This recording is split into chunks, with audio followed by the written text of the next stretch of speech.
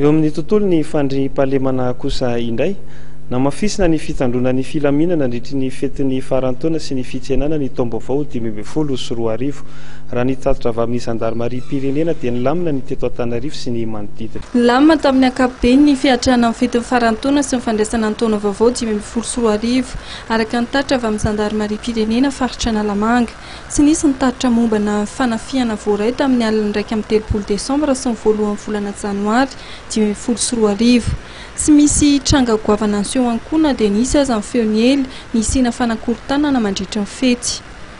Ny ady madinika teny anivon'ny fiarahamonina ny tena nahazo vahana ary nahazoany zandarin-tatitra maro nandritra ny fetin'ny farantaona sy ny taom-baovao. Loza famovozana nahafatesan'olona iray no nitranga teny Sabotsy Namehana.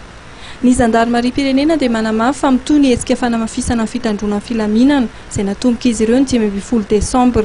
Misy hatrany ny fisafona izay tanterahana amin'ny toerana maro eto Andrenivohitra, toy ihany koa ny fiambinana ny toerana saripady toy ny tombon-tsolika, ny andrin-jiro lehibe ary ny tombon-jirama. Miantso hatrany ny fiara-miasa amin'ny olom-pirenena ny zandarmaria-pirenena hanome vaovao azy ireo ary antso ny lahara-tarobia maimaim-poana 20 raha misy ny tranga mampiaya.